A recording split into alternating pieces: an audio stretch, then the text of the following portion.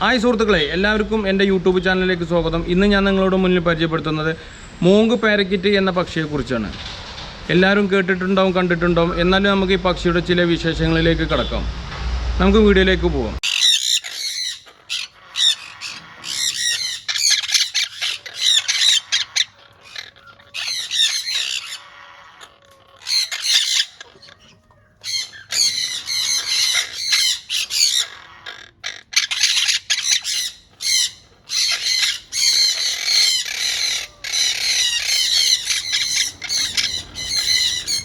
Monk parakeet ഇന്ന് നമ്മുടെ നാട്ടിൽ വളരെയേറെ പ്രശസ്തി ആർജിച്ച ഒരു പക്ഷിയാണ്.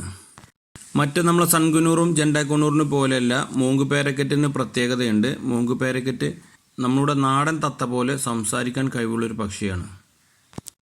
അത്യാവശ്യം സൈസും കാണാൻ നല്ല ഭംഗിയുമുണ്ട്. അതുപോലെ തന്നെ പലതരം മ്യൂട്ടേഷനുകളുണ്ട്. അതിൽ ബേസ് മ്യൂട്ടേഷൻ വരുന്ന പച്ചയുണ്ട്, മഞ്ഞ, നീല, അതേപോലെ ഗ്രേ കളറുണ്ട്, അതേപോലെ പൈഡുകളുണ്ട്, അതേപോലെ സിനമൺ കളറുകളുണ്ട്, പല പല കളർ വെറൈറ്റികളും ഉണ്ട്. ഇപ്പോൾ 1-2 വർഷങ്ങളായിട്ട് നമ്മളെ കേരളത്തിൽ ഒട്ടുമിക്ക ബ്രീഡേഴ്സിൻ്റെ കയ്യിലും കുറേ കളക്ഷൻ ഉണ്ട്. ആൽബിനോ എന്ന് പറയുന്ന വെള്ള കളറ്, ലുട്ടീനോ എന്ന് പറയുന്ന മഞ്ഞ, അങ്ങനെയുള്ള കളറുകൾ എല്ലാവരും ബ്രീഡ് ചെയ്യുന്നുണ്ട്. ആദ്യകാലങ്ങളിൽ ഗ്രീൻ മാത്രമേ ആൾക്കാർ ബ്രീഡ് ചെയ്തെന്നുള്ളൂ. ഇപ്പോൾ ഗ്രീനും ഉണ്ട്, അതുപോലെ തന്നെ നീല കളറും എല്ലാവരും ബ്രീഡ് ചെയ്യുന്നുണ്ട് കോമൺ ആയിട്ട്. അതിൻ്റെ കൂടെ തന്നെ ഇപ്പോൾ വൈറ്റും യെല്ലോയും ഒത്തിരി പേർ ബ്രീഡ് ചെയ്യുന്നുണ്ട്. കുഞ്ഞുങ്ങൾ നല്ല പോലെ അത്യാവശ്യം സംസാരിക്കും. നമ്മൾ ഗ്രേ പാരറ്റിൻ്റെ ഒരു തനി രൂപം എന്ന് വേണമെങ്കിൽ തന്നെ പറയാം. ഗ്രേ പാരറ്റിൻ്റെ അത്ര അല്ല, എന്നാലും അത് സംസാരിക്കുന്ന ഒരു വിഭാഗം തന്നെയാണ്. ഇതൊക്കെ പാരക്കീറ്റ് ഫാമിലിയിൽപ്പെട്ട കിളികളാണ്. സൗത്ത് അമേരിക്കയിലാണ് ഇവരുടെ ജന്മസ്ഥലം.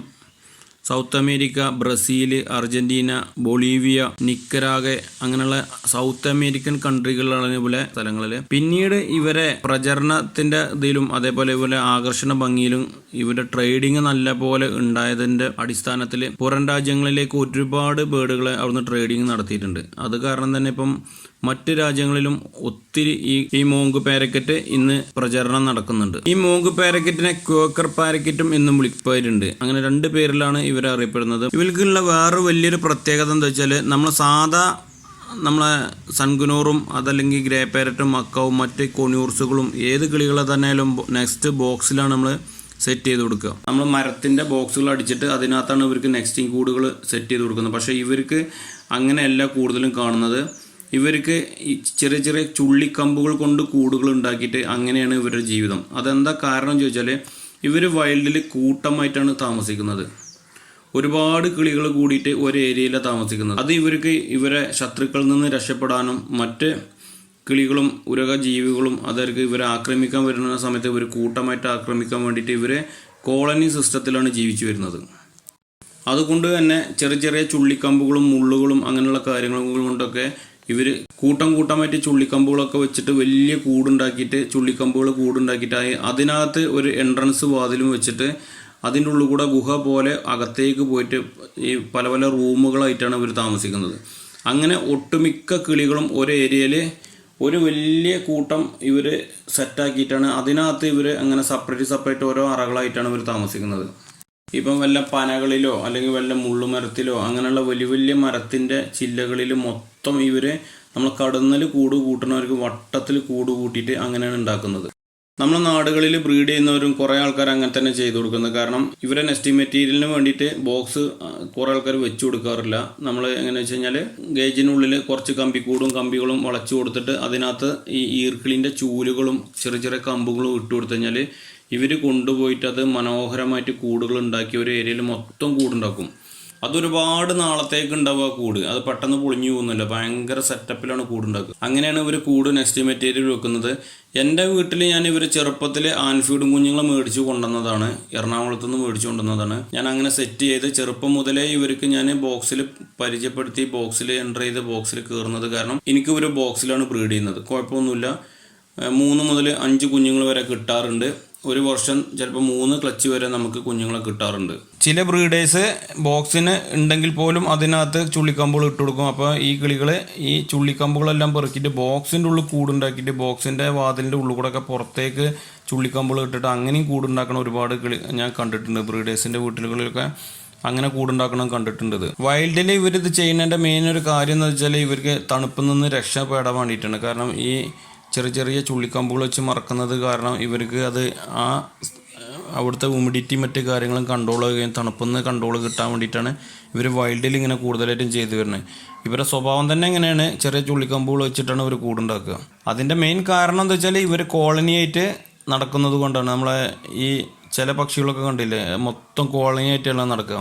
ഇവർക്കുള്ള വേറെ പ്രത്യേകത എന്താ വെച്ചാൽ കോളനിയായിട്ട് തന്നെയാണ് ഇവർ കൂടും വെക്കുന്നത്. ഇപ്പോൾ സാധാരണ മറ്റ് പക്ഷികളൊക്കെ കോളനിയായിട്ട് നടന്നെങ്കിൽ പോലും, അല്ലെ ഭക്ഷണം കഴിക്കാനൊക്കെ വേണ്ടി കോളനിയായിട്ട് നടന്നാൽ പോലും അവർ താമസിക്കുമ്പോൾ സെപ്പറേറ്റ് ആയിരിക്കും. പക്ഷേ ഇവരെന്ന് പറഞ്ഞാൽ ഒരു ഏരിയയിൽ തന്നെ ഒരു മരത്തിൽ കുറേ ചുള്ളിക്കമ്പുകൾ കൂട്ടിയിട്ട് അതിനകത്ത് സെപ്പറേറ്റ് പൊത്തുകളാക്കിയിട്ട് അതിനകത്താണ് ഇവർ താമസിക്കുന്നത്. ഇവിടെ ഫുഡിൻ്റെ ഒക്കെ ക്രമീകരണങ്ങളെന്ന് വെച്ചാൽ സാധാരണ നമ്മൾ ഗേജിൽ വളർത്തുന്ന കിളികൾക്ക് സ്പ്രൗട്ട് ചെയ്ത ഫുഡുകൾ തന്നെയാണ് മെയിനായിട്ട് കൊടുക്കുന്നത്. അതേപോലെ തന്നെ ഈ നട്ടുകളെല്ലാം കഴിക്കും. അതിലുപരി പച്ചില വർഗ്ഗങ്ങൾ, ഫ്രൂട്ട്സ്, പപ്പായ, വെജിറ്റബിൾസ് അങ്ങനെയുള്ള എല്ലാ കാര്യങ്ങളും കഴിക്കും. നമ്മൾ സാധാരണ കൊണിയൂർസിൻ്റെ ഫുഡ് ഐറ്റംസുകൾ തന്നെയാണ് ഇവർക്കും കൊടുക്കാറുള്ളത്. വൈൽഡിൽ പൂക്കള ചെടീൻ്റെ കായകളൊക്കെയാണ് ഇവർ മെയിനായിട്ട് ഫുഡുകൾ. അതേപോലെ ഭക്ഷ്യവസ്തുക്കളൊക്കെ ഉണ്ടാകും വൈൽഡിലുള്ള അങ്ങനെയുള്ള സാധനങ്ങളും, ഫ്രൂട്ട്സ് അതേപോലെയുള്ള കാര്യങ്ങളൊക്കെ. നമ്മൾ ഗേജിൽ വളർത്തുന്ന കിളികൾക്ക് നമ്മൾ ഫുഡ് കൊടുക്കുമ്പോൾ ശ്രദ്ധിക്കുക, ഒരു കാരണവശാലും ഇന്ന് കൊടുത്ത ഫുഡുകൾ നാളേക്ക് കൂട്ടിലുണ്ടാവരുത്, അത് മാറ്റണം. നമ്മളപ്പം ഈ മില്ലറ്റുകളാണെങ്കിൽ പോലും വൈകുന്നേരം അതിലുള്ള ഉമികളൊക്കെ ഒന്ന് ഊതിക്കളഞ്ഞതിന് ശേഷം വെച്ച് കൊടുക്കുക. സൺഫ്ലവർ സീഡും മറ്റു കാര്യങ്ങളൊക്കെ ഉണ്ടെങ്കിൽ തിന്നിട്ടുണ്ടെങ്കിൽ അത് ക്ലീൻ ചെയ്ത് വെച്ച് കൊടുക്കുക. സ്പ്രൗട്ട് ചെയ്ത ഫുഡുകൾ ഒരിക്കലും പിറ്റേ ദിവസത്തേക്ക് വെക്കരുത്. അതേപോലെ റെഡിമെയ്ഡ് എഗ് ഫുഡാണെങ്കിലും നമ്മൾ വൈകിട്ട് കളയാണ് നല്ലത്. ഇനി നമ്മൾ ഹോം മെയ്ഡ് എഗ് ഫുഡാണെങ്കിലും ഒരു മാക്സിമം 3 മണിക്കൂർ വരെ കൂട്ടിൽ വെക്കാൻ പാടുള്ളൂ, അത് കഴിഞ്ഞുള്ള കളയണം. അതേപോലെ ശുദ്ധമായ വെള്ളവും കൊടുക്കുക. ഈ പക്ഷികൾക്ക് ഒരു 80% അസുഖങ്ങൾ വരുന്നത് നമ്മൾ ഫുഡിൻ്റെയും വെള്ളത്തിൻ്റെയും കാര്യങ്ങളിൽ നമ്മൾ കരുതുന്ന ഒരു ശ്രദ്ധക്കുറവ് കൊണ്ടാണ് പക്ഷികൾക്ക് ഏറ്റവും കൂടുതൽ അസുഖങ്ങൾ വരുന്നത്. വായുവിലൂടെ വരുന്ന അസുഖങ്ങൾ പക്ഷികൾക്ക് വളരെ കുറവാണ്. കാരണം നമ്മൾ ഗേജിലിട്ട് വളർത്തുന്ന കിളികളല്ലേ, തൊട്ടടുത്ത് വേറെ ഫാമുകളും കാര്യങ്ങളൊന്നും ഉണ്ടാവില്ലല്ലോ. നമ്മളിപ്പം എക്സോട്ടിക് ബേർഡുകൾ നാടുകളിൽ എല്ലാ വീട്ടിലും വളർത്തുന്ന ആൾക്കാർ വളരെ കുറവാണ്. അപ്പം ഈ അന്തരീക്ഷത്തിലൂടെ അസുഖങ്ങൾ വരുന്നത് കുറവാണ്. അത് വരുന്നത് പറഞ്ഞാൽ ക്ലൈമറ്റ് ചേഞ്ച് ചെയ്യുന്ന സമയങ്ങളിൽ, പെട്ടെന്നുണ്ടാകുന്ന മഴക്കാലം, അതൊക്കെ വേനൽ, അങ്ങനെ വരുന്ന സമയങ്ങളിലാണ് ക്ലൈമറ്റിലൂടെ ഇവർക്ക് അസുഖം വരുന്നത്. അല്ലാതെ വരുന്ന അസുഖങ്ങൾ കൂടുതലും നമ്മളുടെ ശ്രദ്ധക്കുറവ് കൊണ്ട് ഫുഡിലൂടെയും വെള്ളത്തിലൂടെയും വരുന്നത് തന്നെയാണ്. ഇവരുടെ ബ്രീഡിംഗ് ബോക്സ് നിർമ്മിക്കുന്നത് 11 ഇഞ്ചിൽ സ്ക്വയറും 20 ഇഞ്ച് ഹൈറ്റിലുമാണ് ചെയ്യുന്നത്. ധാരാളം ഫ്രൂട്ട്സും വെജിറ്റബിൾസും കഴിക്കുന്ന പക്ഷികളാണ്. നമ്മൾ കൊണിയൂറിനെ അപേക്ഷിച്ചിട്ട് കുറച്ചുകൂടി ഫ്രൂട്ട്സും വെജിറ്റബിളൊക്കെ കഴിക്കും ഇവർ. സൺഫ്ലവർ സീഡും അതേപോലെ അങ്ങനെയുള്ള കാര്യങ്ങളൊക്കെ കുറച്ച് കുറവാണ്. അതുപോലെ ഡ്രൈ ആയിട്ടുള്ള സീഡുകൾ, നമ്മളെ തീന അങ്ങനെയുള്ള മില്ലറ്റുകളെല്ലാം നല്ലപോലെ കഴിക്കും ഇവർ. പിന്നെ ഇവർക്കുള്ളൊരു മെയിൻ പ്രശ്നം എന്താ വെച്ചാൽ അത്യാവശ്യം നല്ല സൗണ്ടാണ് ഇവർക്ക്, ഭയങ്കരമായിട്ട് സൗണ്ടാണ്. ഇപ്പം നമുക്ക് ഇങ്ങനെ കടന്ന് കരയും. ഇപ്പം മറ്റ് പക്ഷികളോ അല്ലെങ്കിൽ നമ്മൾ പെട്ടെന്ന് എന്തെങ്കിലും കണ്ട് പേടിക്കുകയൊക്കെ ചെയ്ത് കഴിഞ്ഞാൽ ഭയങ്കരമായിട്ട് കരഞ്ഞുകൊണ്ടിരിക്കും ഇവർ. അങ്ങനെ ഒരു പ്രത്യേകത ഉണ്ട്. അതേപോലെ ടോക്ക് ചെയ്യുന്ന സമയത്തും അങ്ങനെ തന്നെയാണ്, നല്ല ഒച്ചത്തിൽ സംസാരിക്കും ഇവർ. ഇപ്പം കുറഞ്ഞ വിലക്ക് കിട്ടുന്ന രീതിയിൽ നോക്കുമ്പം നമുക്ക് ടോക്ക് ചെയ്യാൻ പറ്റിയ ഒരു ഇണക്കി വളർത്താൻ പറ്റിയ ഒരു കിളി എന്ന് പറഞ്ഞാൽ മൂങ്ക് പാരക്കെറ്റ് തന്നെയാണ്. ആൻഫീഡ് കുഞ്ഞുങ്ങൾക്ക് ആണെങ്കിൽ ഇണങ്ങി വളർന്ന ഒരു സെൽഫ് ഫീറ്റിംഗ് ആണ്. കുഞ്ഞുങ്ങൾക്ക് ഗ്രീൻ ആണെങ്കിൽ 10 രൂപ 11 രൂപയ്ക്കാണ് ഒരു കുഞ്ഞിൻ്റെ വില വരുന്നത്. അത് ബ്ലൂ ആണെങ്കിൽ ഒരു 14 രൂപ വരെ ഒരു പീസിന് വില വരുന്നുണ്ട്, ജോഡിക്കല്ല കേട്ടോ, ഒരു പീസിന്. അതേപോലെ ഇപ്പം ഗ്രീൻ്റെ വലിയ പയറൊക്കെ ആണെങ്കിൽ 22, 24, 25 രൂപ വരെയാണ് ഗ്രീൻ്റെ ഏജിനനുസരിച്ച് വില വരും. ബ്രീഡിംഗ് പെയറൊക്കെ ആണെങ്കിൽ 28 രൂപ വരെ ഗ്രീനിന് വില വരുന്നുണ്ട്. അതേപോലെ ബ്ലൂ ആണെങ്കിൽ കുഞ്ഞുങ്ങൾക്കാണെങ്കിൽ 24 രൂപ, ഒരു സെമി അഡൽട്ടൊക്കെ ആണെങ്കിൽ 28 രൂപ, ബ്രീഡിംഗ് പെയറൊക്കെ ആണെങ്കിൽ 34 രൂപ വരെ ബ്ലൂവിന് വില വരുന്നുണ്ട്. യെല്ലോ കളറൊക്കെ ആണെങ്കിൽ അഡൽട്ട് പെയറിന് ഒരു 70 രൂപ വരെ വില വരുന്നുണ്ട്. അതേപോലെ വൈറ്റ് ആൽബിനോയൊക്കെ ആണെങ്കിൽ 1,00,000 രൂപയോളം ഒരു പെയറിന് വില വരുന്നുണ്ട്. എൻ്റെ അവിടെ സൺകുനൂറിൻ്റെ അത്ര നമുക്ക് ബ്രീഡിങ് കിട്ടുന്നില്ല, സ്ലോവിലാണ്. ഇപ്പോൾ എൻ്റെത് ബ്രീഡായിട്ടൊരു 4 മാസം 5 മാസത്തോളമായി. ലാസ്റ്റ് ഉണ്ടായ കുഞ്ഞ് ഇവിടെ അടുത്തുള്ള മഞ്ചേരിയിലുള്ള സുഹൃത്താണ് കൊണ്ടുപോയത്. അതേപോലെ പിന്നീട് ഒരു കാര്യം ഇതിന് ശ്രദ്ധിക്കേണ്ടത് വെച്ചാൽ കുഞ്ഞുണ്ടായി കഴിഞ്ഞാൽ പേരൻസ് നോക്കുന്ന സമയങ്ങളിൽ ഒട്ടുമിക്ക കിളിക്കുഞ്ഞുങ്ങളും ചത്തുപോകാറുണ്ട്. ഒരുപാട് ബ്രീഡേഴ്സിന് വരുന്ന സംഭവമാണ്. ഒരു 15 ദിവസം 20 ദിവസമാണ് സമയത്ത് കുഞ്ഞുങ്ങളെ എടുത്ത് ആൻഫീഡ് ചെയ്യുകയാണെങ്കിൽ ഏറ്റവും ഉത്തമം. അതല്ലെങ്കിൽ ചിലപ്പോൾ കുഞ്ഞുങ്ങൾ ചത്തുപോകാറുണ്ട്. പ്രോപ്പറായിട്ട് ചില കിളികൾ ഇവരെ കുഞ്ഞുങ്ങൾക്ക് ഫീഡ് ചെയ്യാറില്ല നമ്മൾ ഗേജിലിട്ട് വളർത്തുന്ന സമയത്ത്.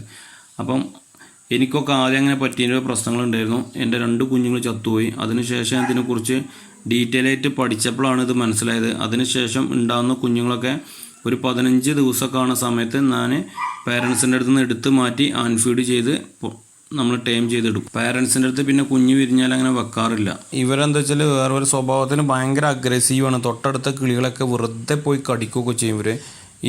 ഇപ്പോൾ എൻ്റെ ഈ പേരൻ്റെ ഫീമെയിലിൻ്റെ മുകളിലത്തെ ചുണ്ട് പോയിട്ടുണ്ട്. അത് പോകാനുള്ള കാരണം എന്താ വെച്ചാൽ ഇത് തൊട്ടടുത്ത് ഗ്രേ പാരറ്റിൻ്റെ അടുത്തായിരുന്നു കടന്നിരുന്നത്. ഇത് വെറുതെ ഗ്രേ പാരറ്റിനെ പോയി ഇങ്ങനെ കടിച്ചുകൊണ്ട് നിൽക്കും. ഒരു ദിവസം ഗ്രേ പാരറ്റ് തിരിച്ചൊരു കടി കൊടുത്തു ചുണ്ടിന്, മുകളിലത്തെ ചുണ്ട് തന്നെ പറിച്ചെടുത്തതിൻ്റെ. എന്നിട്ട് മരുന്നൊക്കെ വെച്ച് ട്രീറ്റ്മെൻറ്റൊക്കെ കഴിഞ്ഞു. അതിനുശേഷം ബേർഡിന് കുഴപ്പമൊന്നുമില്ല, ഹെൽത്തൊക്കെ ഓക്കെയാണ്. അതിനുശേഷം ബ്രീഡിങ്ങും കാര്യങ്ങളൊക്കെ നടന്നിട്ടുണ്ട്. കുഞ്ഞുങ്ങളൊക്കെ നല്ലപോലെ നോക്കുന്നുണ്ട്. ഞാൻ ഈ ചുണ്ടില്ലാത്ത കാരണങ്ങൾ കൊണ്ടൊക്കെ ഞാൻ കുഞ്ഞിറങ്ങിയാൽ ഒരു 15 ദിവസം വരെ മാക്സിമം ഇവരെടുത്ത് വെക്കുള്ളൂ. ഞാൻ പേരൻസിൻ്റെ അടുത്ത് എടുക്കുകയാണ്, ഞാൻ വെച്ച് കൊടുക്കാറില്ല. കാരണം അവർക്ക് ബുദ്ധിമുട്ടുണ്ടാവും പ്രോപ്പറായിട്ട് ഫീഡ് ചെയ്യാനും കാര്യങ്ങളൊക്കെ. എങ്കിൽ പോലും അതിന് മുകളിലത്തെ ചുണ്ടില്ലെങ്കിലും അതൊക്കെ ആ ചുണ്ടില്ലാത്ത പ്രശ്നങ്ങളൊക്കെ അതിജീവിച്ചിട്ട് നല്ല രീതിയിൽ മുന്നോട്ട് പോകുന്നുണ്ട്. അതിൻ്റെ പോരായ്മകളും കുറവുകളൊക്കെ അത് മാറ്റി വെച്ചിട്ട് നല്ല രീതിയിൽ മുന്നോട്ട് പോകുന്നുണ്ട്. അത് ഈ കൊത്ത് കിട്ടിയതിന് ശേഷം ഞാൻ ആ പേരിനെ ഞാൻ ഒരു സൈഡിലേക്ക് മാറ്റി എൻ്റെ തൊട്ടപ്പുറത്ത് ജണ്ടക്കൊണ്ണൂറിനാക്കി. അതിനുശേഷം അവർ തമ്മിൽ വല്ല കൊത്തുവിടലാറില്ല. ഗ്രേ പാരറ്റ് അങ്ങനെ കൊത്തുന്ന പക്ഷികളൊന്നുമല്ല, പക്ഷേ വെറുതെ അതിനെ പോയി കടിച്ച് അതിന് ദേഷ്യം പിടിച്ചപ്പോൾ ഒന്ന് കൊത്തിയതാവും. ഞാൻ ഒരു ദിവസം നോക്കിയപ്പോൾ ചുണ്ടൊക്കെ മുറിഞ്ഞ് ഭയങ്കര ചോരയൊക്കെ പോയിരിക്കുന്നു. അതിൽ എടുത്ത് ട്രീറ്റ്മെൻറ്റൊക്കെ ചെയ്തപ്പം റിക്കവറി റെഡിയായി വന്നു. അതിപ്പോൾ എൻ്റെ ഈ ചാനൽ നിങ്ങൾ ആദ്യമായിട്ടാണ് കാണുന്നുണ്ടെങ്കിൽ സബ്സ്ക്രൈബ് ചെയ്യുക, കൂടെ ബെല്ലൈക്കൺ അമർത്തുക. ഉടൻ തന്നെ പുതിയ വീഡിയോയുമായി ഞാൻ നിങ്ങൾ മുന്നിൽ വരുന്നതായിരിക്കും. നന്ദി, നമസ്കാരം.